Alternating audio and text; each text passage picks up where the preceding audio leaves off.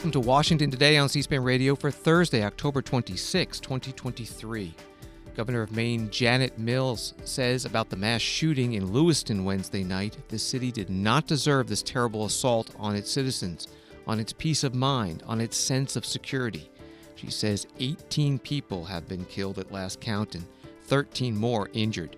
And the search for the suspect continues with shelter-in-place advisories for several areas.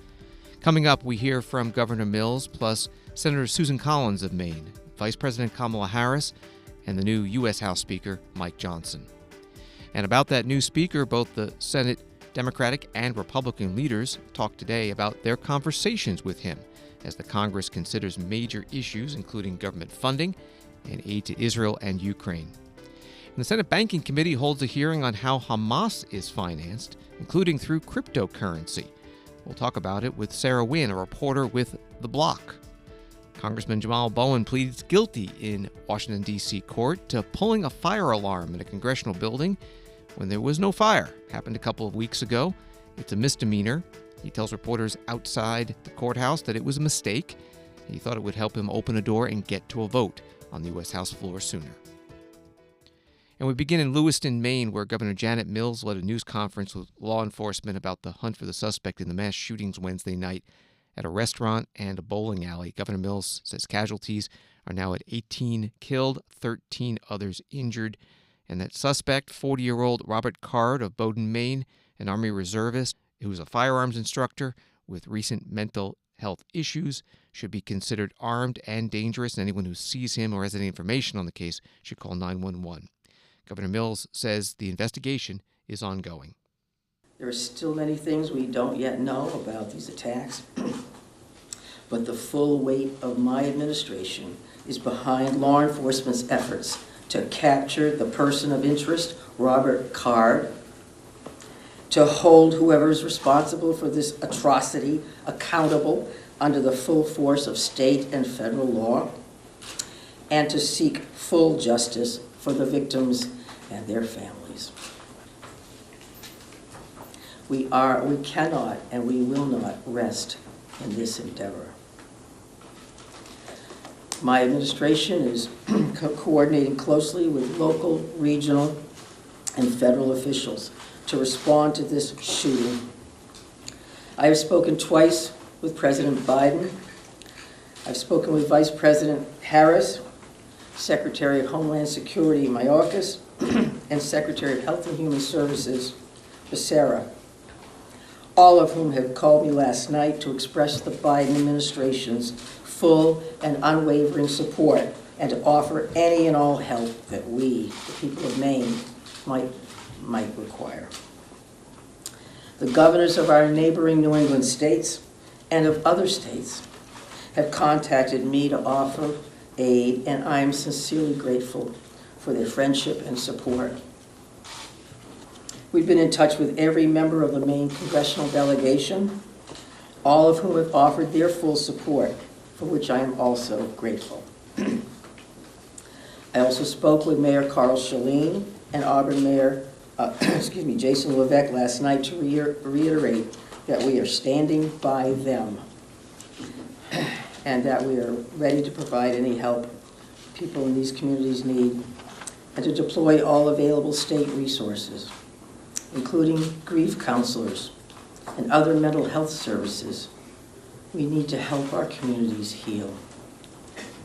If you or a person you love needs someone to talk to during this difficult time, please call or text 988 for free and confidential counseling. 988. Look, Lewiston is a special place. It's a close-knit community with a long history of hard work, of persistence, of faith, of opening its big heart to people everywhere. Lewiston is where I worked for years. It's where I met and married my husband and where our girls went to school. I love this place just as I love our whole state with my entire heart. I'm so deeply saddened, as is every one of the 1.3 million people of this beautiful state. This city did not deserve this terrible assault on its citizens, on its peace of mind, on its sense of security. No city does, no state, no people. Governor Janet Mills, Democrat from Maine, at a news conference today in Lewiston, cited last night's mass shooting. Maine State Police Colonel William Ross, also at the news conference, said an arrest warrant for 8 counts of murder has been issued for the suspect, and the number of counts will go up as more victims are identified. In Washington, U.S. Senator from Maine, Republican Susan Collins, spoke about the shootings on the Senate floor. Our hearts are so heavy today. This heinous attack, which has robbed the lives of at least 18 Mainers and injured so many more, is the worst mass shooting that we could ever imagine in our state. This is a dark day for our state. I am grateful for the expressions of support and offers of help and condolences that I've received from my colleagues and friends across the nation, as well as from the administration. I've had conversations both last night, throughout the night, and early this morning with President Biden, Secretary Mayorkas, Attorney General Merrick Garland, and Special Advisor to the President, Tom Perez, who has been particularly helpful in mobilizing resources for the state of Maine so that this killer can be captured. Senator Susan Collins of Maine today on the Senate floor. President Joe Biden put out a statement that reads in part, "Today, in the wake of yet another tragedy, I urge Republican lawmakers in Congress to fulfill their duty to protect the American people. Work with us to pass a bill banning assault weapons and high-capacity magazines, to enact universal background checks to require safe storage of guns, and end immunity from liability for gun manufacturers. This is the very least we owe every American who will now bear the scars, physical and mental, of this latest attack." That was part of the statement from President Joe Biden about the mass shooting Wednesday night in Maine. Vice President Kamala Harris, who now leads the new White House Office of Gun Violence Prevention, spoke about the shooting at the start of a luncheon with the visiting Australian Prime Minister. Last night, Lewiston became yet another community torn apart by senseless gun violence. Once again, routine gatherings, this time at a bowling alley and a restaurant, have been turned into scenes of horrific carnage. Doug and I mourn for those who were killed. We pray for those who were injured and grieve with so many whose lives are forever changed and impacted by what happened. The Biden-Harris administration will continue to provide full support to local authorities. And as we gather details, we must continue to speak truth about the moment we are in. In our country today, the leading cause of death of American children is gun violence. Gun violence has terrorized and traumatized so many of our communities in this country. And let us be clear, it does not have to be this way, as our friends in Australia have demonstrated. And with that, then,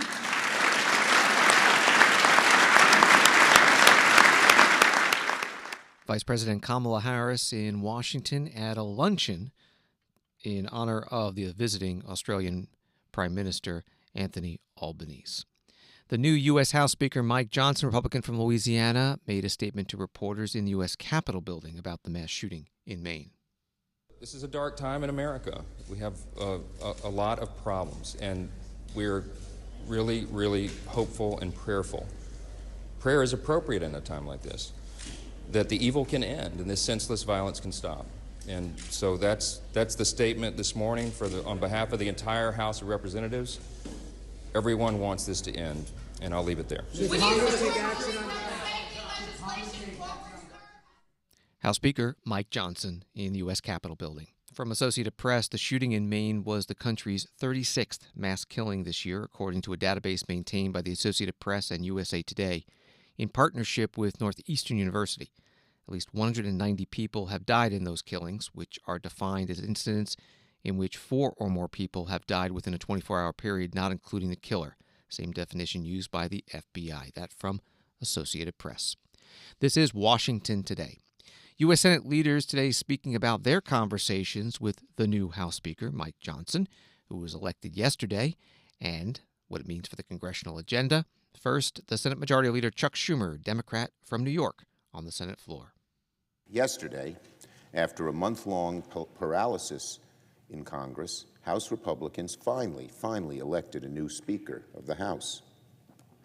I spoke with Speaker Johnson last night and expressed my congratulations on his election to the speakership. I told Speaker Johnson the exact same thing I told Speaker McCarthy. In a divided government, the only way we'll avoid a shutdown, fund the government, or pass the supplemental is bipartisanship. I hope the new Speaker learns lessons from the disastrous experiences of his predecessors, Speakers Boehner, Ryan, and McCarthy, and realizes that coddling the hard right is disastrous, both for the country and for the Republican leadership. Because, like it or not, Speaker Johnson will not be able to ignore the need for bipartisanship in divided government. Right now, the world's in crisis. Americans and the citizens of the world, people across the world, are looking for a Congress that is functional, decisive, and able to reach across the aisle. We must work together to send Israel the help she needs. We must stand with our friends in Ukraine, which majorities in both chambers have made clear they support. To allow Putin to succeed is to endanger America's national security, and it's alarming that a growing number of House Republicans don't seem to care about this. We also need humanitarian aid to reduce the suffering in the Middle East, in Ukraine, and elsewhere. We must also finish the bipartisan appropriation process. Extremist funding bills that make cuts way below the partisan June agreement will not fly. If Speaker Johnson tries to send those cuts over here, they're not going to happen. They'll be dead on arrival. All they'll do is waste more time at a moment when every day counts. So he cannot listen to these 30 members of the hard right who somehow think they have all the knowledge and all right on their side and then tie us in a knot. Again, whether House Republicans like it or not, this is divided government. Bipartisanship is the only way we'll be able to get anything done. I hope, pray, Speaker Johnson realizes this quickly. Senate Majority Leader Chuck Schumer today on the Senate floor. The Minority Leader of the Senate, Mitch McConnell, Republican from Kentucky, also on the Senate floor, talking about his conversation with the new Speaker, Mike Johnson. Yesterday I spoke with the newly elected Speaker of the House, Mike Johnson, congratulated him on his victory, and I expressed my support as he begins to steer the House Republican majority. We have a lot of work ahead of us. House and Senate Republicans need to work together on a number of urgent priorities, beginning with supplemental appropriations for a number of our national security priorities. So I look forward to meeting with the Speaker soon to begin this important work. The Senate Republican leader Mitch McConnell on the Senate floor. On federal government spending, the current temporary funding expires November 17th. The Senate is still working on a package of 3 spending bills for the full fiscal year. Military construction and the Departments of Veterans Affairs, Transportation, Housing, and Agriculture all combined. An agreement to deal with amendments came up this week, and they're still working through those amendments. That'll go into next week. In the House today, the members passed a full fiscal year spending bill for energy and water projects. The vote was 210 to 199, almost party line, except one Republican voted no, Ken Buck of Colorado. This is the 5th of 12 appropriations bills that the House has passed this year, full fiscal year. Speaker Mike Johnson has told his colleagues, did so in a letter earlier this week, that he plans to pass the remaining fiscal year 2024 spending bills before that November 17th deadline when temporary funding of the government runs out. But with the need to negotiate final budget numbers with the Senate and with the president, Speaker Johnson supports another temporary government spending extension into next year. C-SPAN spoke this morning about this with Congressman Tom Tiffany, Republican from Wisconsin. You know, it's unfortunate that we had 3 weeks that we were not legislating, but we're going to pick up the ball here today and go right back to work.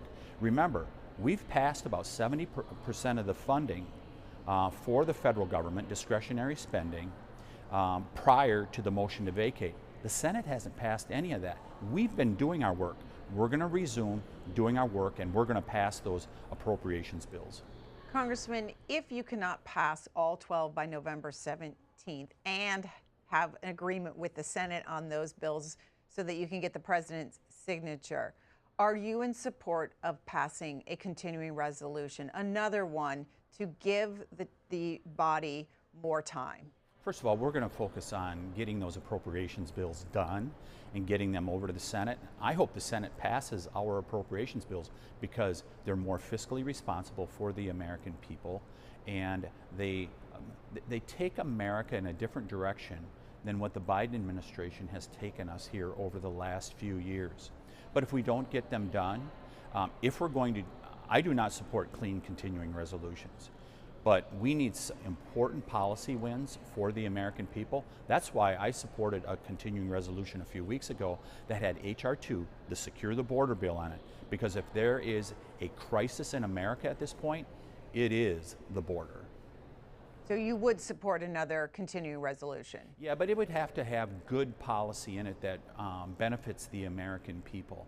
I mean, we need to make sure that we control spending, but we have to get some things done, whether it's getting back to energy independence, which the Biden administration has shackled us with these restrictions that are not allowing us to produce energy here in America, and securing the border, and also we've got to get control of inflation. Remember, inflation in part is being driven by the excessive federal spending that's been going on. President Biden was warned about that in early 2021, and yet he went forward with this excessive spending.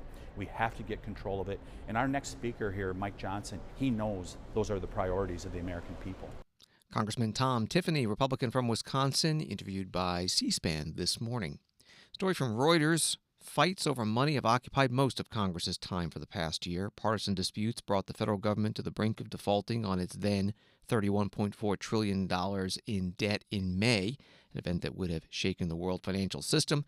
Less than a month ago, intra-party fighting among Republicans brought the federal government within hours of a partial shutdown, with hardline Republicans rejecting a $1.59 trillion discretionary spending limit President Biden and Speaker Johnson's predecessor, Kevin McCarthy, had agreed on, instead calling for an additional $120 billion in cuts. That story today from Reuters. The House Democratic leader Hakeem Jeffries got a reporter's question about this at his news conference today. This government shutdown deadline, November 17th, the new speakers outlined a plan for a possible CR into January or April. I wanted to get your thoughts on that. Do you think the government shutdown is a risk, and do you want to see anything attached to that temporary bill, such as this supplemental request? We need to act on a supplemental spending request as soon as it gets sent over to the House from the Senate. And I expect that it will be sent over in short order and in a strongly bipartisan fashion. With respect to any continuing resolution, it's important that my House Republican colleagues take a government shutdown off the table. There is zero reason to ever shut down the government. By the way, they spent the last few weeks shutting down the House because they couldn't get out of their own GOP civil war. Hopefully that's over. But there is never a reason to shut down the government. The only reason it has occurred in the past is because my House Republican colleagues have decided that they want to try to jam their reckless right-wing ideology down the throats of the American people and have made these extreme ransom demands about what they want in exchange for not shutting down the government. We have never given in to any Republican extreme ransom demand in the context of a potential government shutdown. We never will. It's a futile effort. And it's just designed to hurt the American people and extract pain. And so hopefully, as Speaker Johnson has outlined, he's taking any government shutdown off the table. That would be a very responsible thing to do. The House Minority Leader Hakeem Jeffries, Democrat from New York, at his weekly news conference. The Commerce Department says the U.S. economy expanded at a 4.9% annual rate in the third quarter, July through September, fastest pace in more than 2 years. President Biden putting out a statement, "I never believed we would need a recession to bring inflation down, and today we saw again that the American economy continues to grow even as inflation has come down. It is a testament to the resilience of American consumers and American workers supported by Bidenomics. My plan to grow the economy by growing the middle class," part of the statement today from President Biden. Lael Brainerd is director of the White House National Economic Council.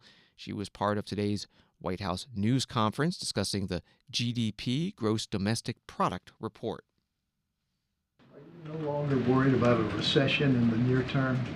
So I think the data in recent months has all pointed in the same direction, which is that we are seeing strong ongoing growth with inflation coming down. We're seeing unemployment staying below 4%, 20 months in a row now, with inflation coming down.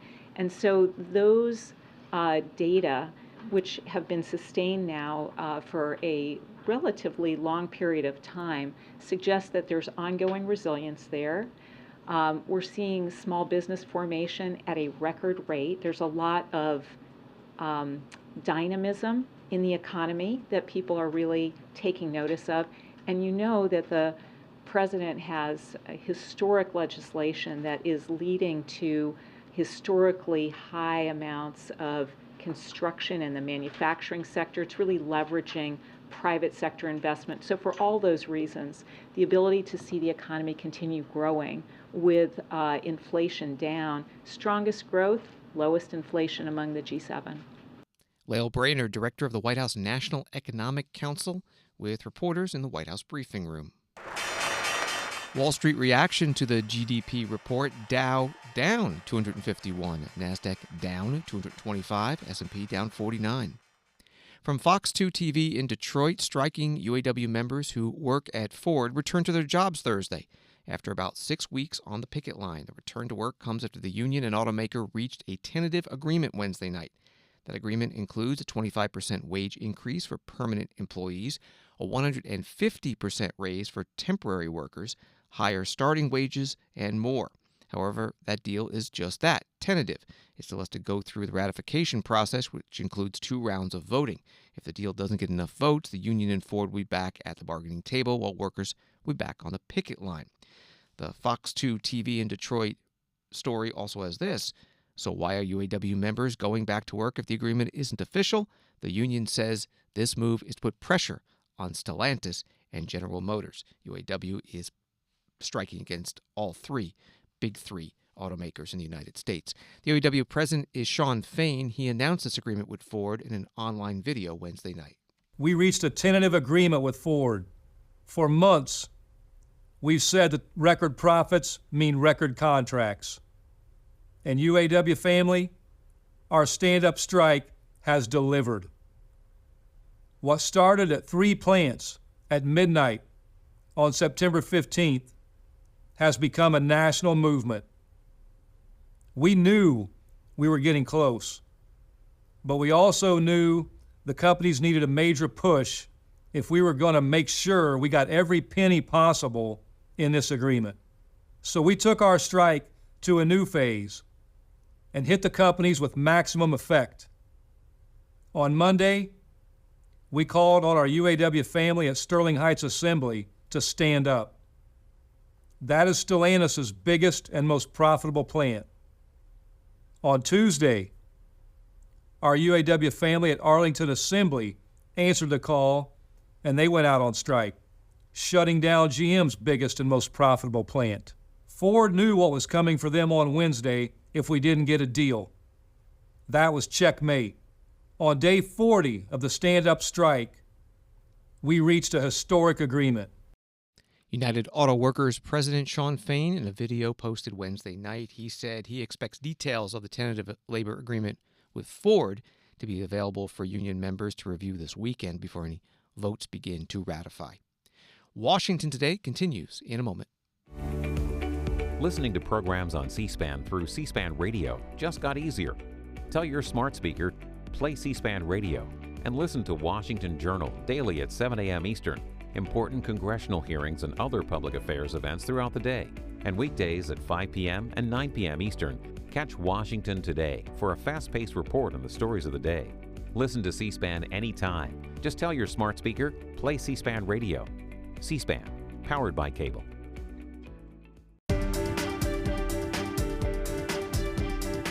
Welcome back to Washington Today, available as a podcast wherever you find your podcasts and on the C-SPAN Now mobile app.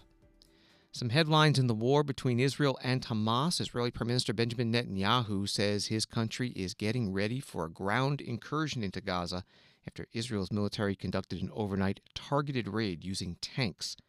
Turkey's President Recep Tayyip Erdogan says Israel's military operations in Gaza in response to the October 7th Hamas attack on Israel, quote, have long passed the point of being self-defense. It is now oppression, atrocity, massacre, and barbaric.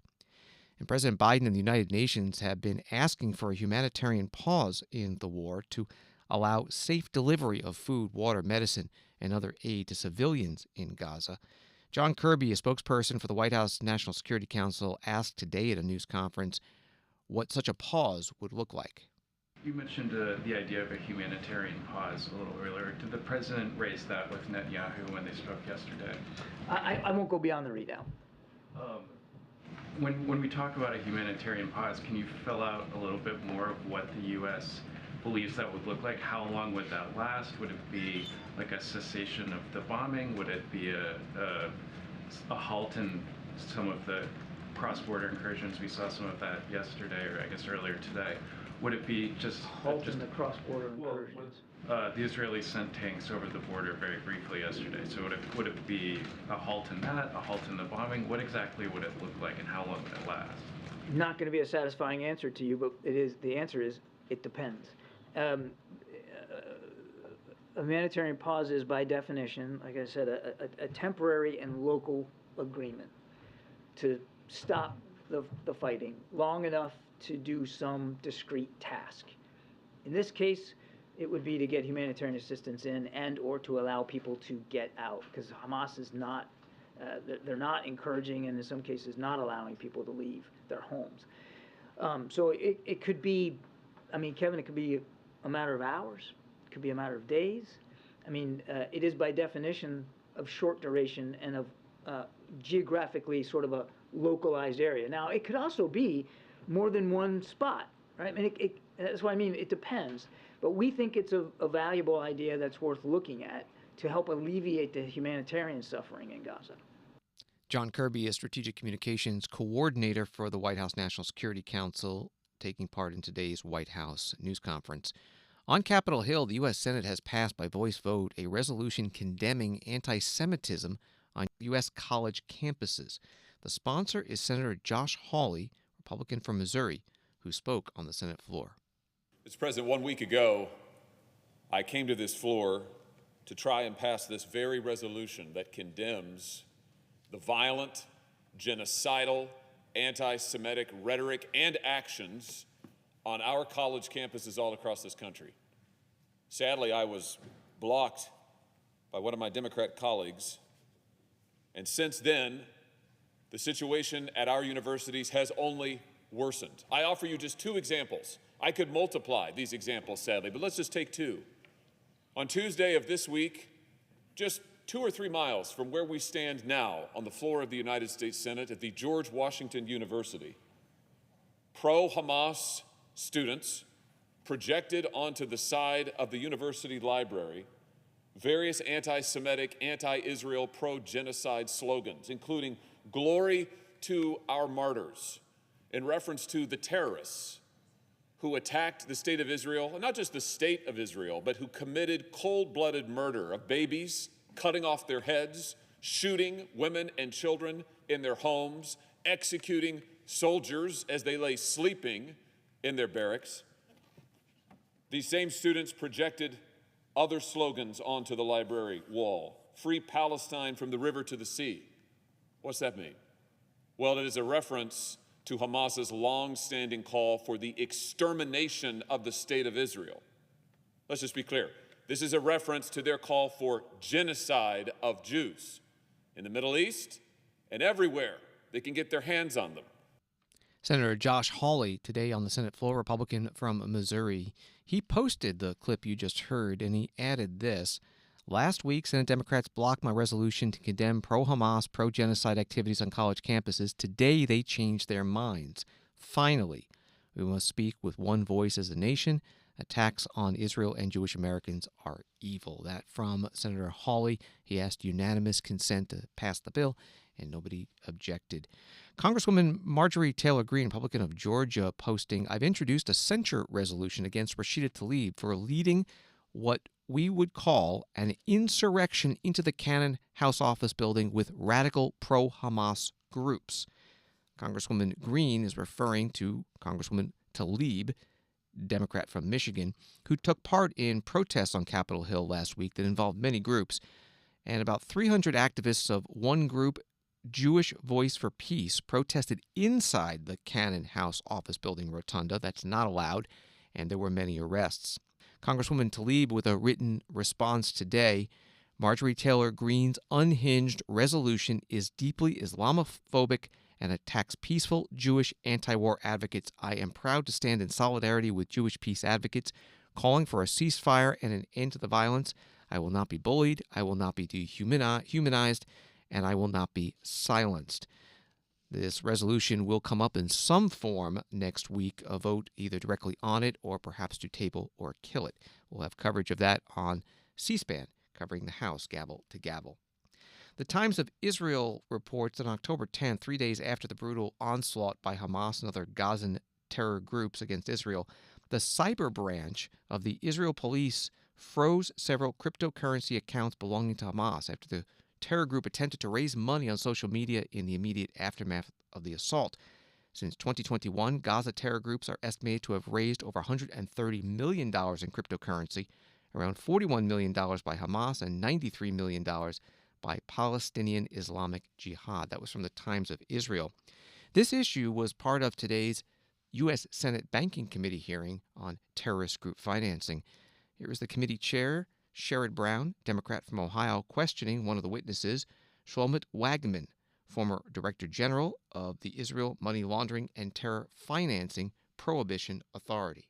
A few years ago, the way terrorist groups exploited crypto was pretty simple. They raised money with Bitcoin.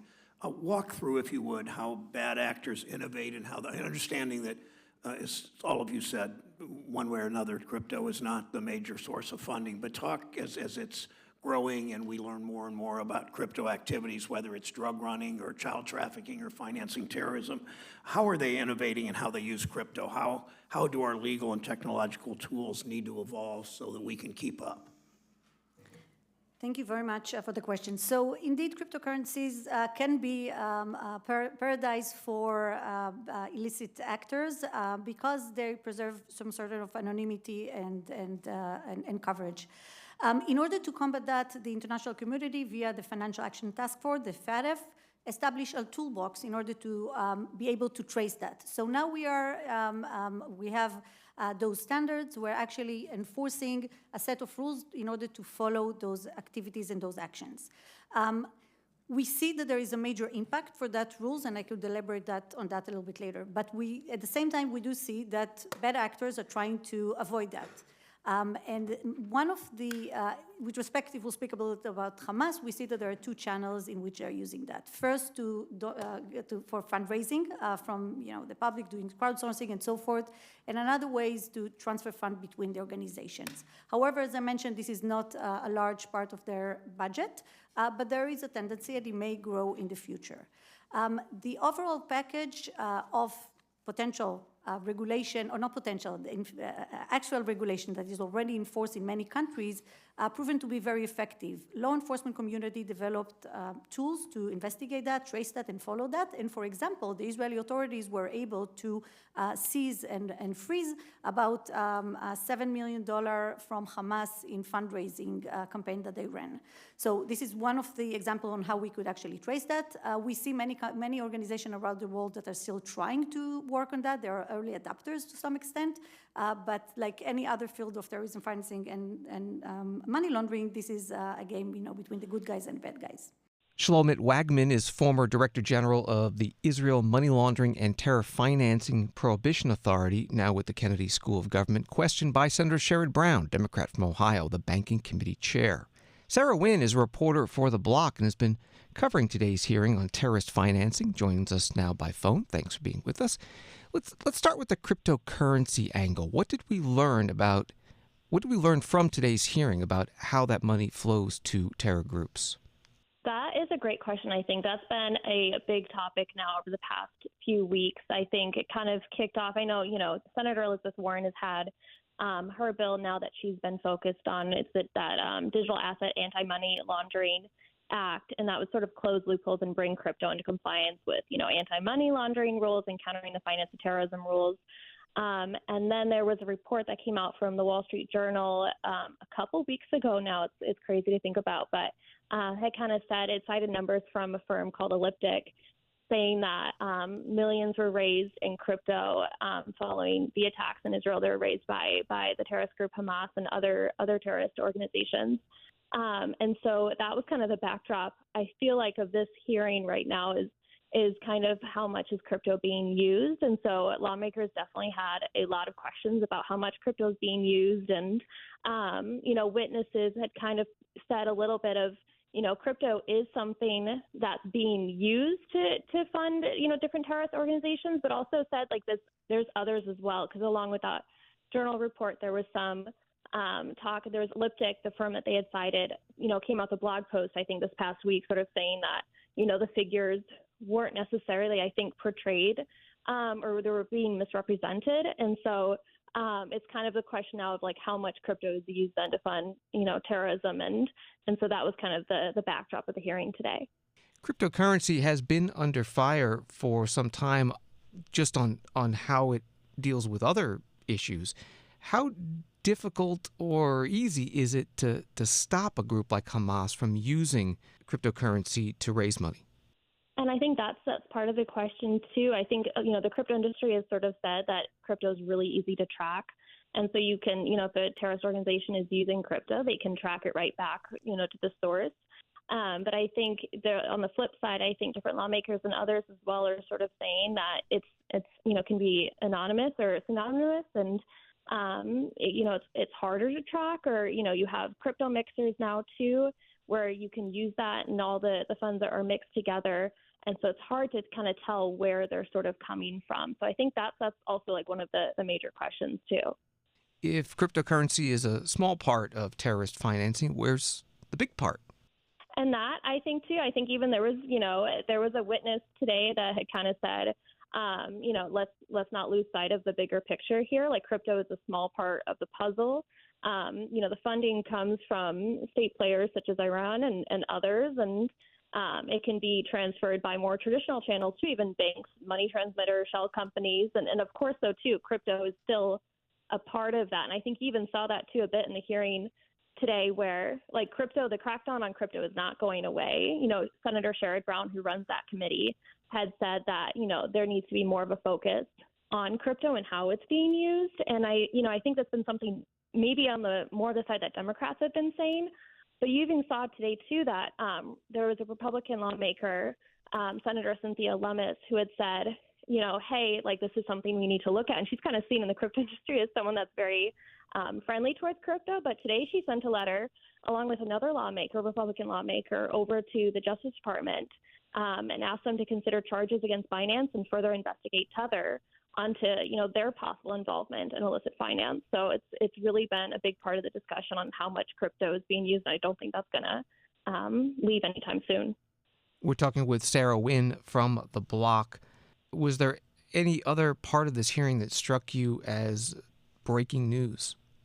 I think the main breaking news is that letter that, and I wrote a story up on that too, that Senator Lemus sent over to DOJ, just because that was kind of, I think, a little bit at least shocking to me, just given that she has been more friendly towards crypto. But I think it's this issue of cryptos and being used to fund different terrorist groups is being taken really seriously. And I don't think, lawmakers in general are gonna not focus on that anytime soon. So coming out of today's Senate Banking Committee hearing, where does this issue go next?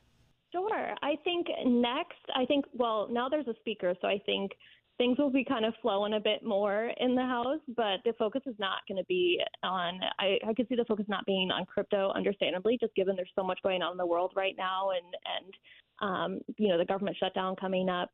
So I think, the focus will be on, kind of if crypto is being used to, and I think, people are saying it's part of the puzzle, but crypto being used to fund different terrorist activities. And so, with Senator Sherrod Brown leading that committee, he kind of holds the purse string. So he kind of has a way of being able to bring up different issues. So I think the crypto industry has not been a big fan of Senator Warren's bill, that anti-money laundering bill. So it's something, though, maybe too, Sherrod Brown, I think, told Politico saying, hey, I'm not a big fan. I don't know how I feel about that bill yet. But he could decide after everything that's happened to bring that to the table. So I think that's a possibility. I think we'll see a lot more letters and possibly bills, too, coming up, just kind of taking a look at crypto and how it's being used. Sarah Wynn is a reporter for The Block. You can find her stories at theblock.co. And on X, formerly Twitter, it's For The Win, WYNN_. Thank you very much. Thank you so much. I appreciate you having me. Congressman Jamal Bowman, Democrat from New York, pleaded guilty today in D.C. Superior Court to a misdemeanor after he pulled a fire alarm in a congressional office building when there was no emergency. He was caught on video on September 30th while the House was voting to keep a short-term government funding bill in place. Capitol Police investigated and shared their findings with prosecutors. Congressman Bowman will pay the maximum fine of $1,000, be required to write a formal apology to the Capitol Police, and serve 3 months probation. Congressman Bowman spoke to reporters outside the courthouse and said that he did make a mistake that day. As I said from the very beginning, I was not trying to disrupt any congressional proceedings. I'm glad that the investigation yielded that. And so it's against D.C. law, and I got to take responsibility for it, which I'm here to do, and looking forward to just, taking a deal, paying the fine, and in 3 months just being dismissed and continuing my work. A lot of folks want to know why you didn't tell anybody when you pulled it. Yeah, I mean, you remember that day, right? It was a lot going on. It was the vote to keep the government open. There was a motion to adjourn. So I was just in a rush, man, trying to get down the street. I was actually running to the Capitol at one point. So I was just in a hurry and didn't get a chance to do it. And, so that was all my bad. And what about Republicans who are calling this out and saying, you yeah. had people who came into the Capitol building on January 6th. Yeah, that's crazy. Yeah, that's crazy. Immediately likening me to an insurrectionist and what happened on January 6th. I mean, this is what they do. They weaponize any opportunity they can. This is what they did in this situation, just so we don't focus on their own dysfunction and destruction of their own party. So this is what they do. And you're standing by your word that you did not have any intention to slow things. I mean, Democrats were trying to stall this vote on the House floor. Yeah, hell no. I mean, when I ran into the Capitol, I went to go vote, and someone told me go downstairs. There's a meeting, so I didn't even know that meeting was taking place for the motion to I forgot what the vote was, but yeah. So no, absolutely not. Hell no. Okay, thank you, sir. All right, thanks. I appreciate it.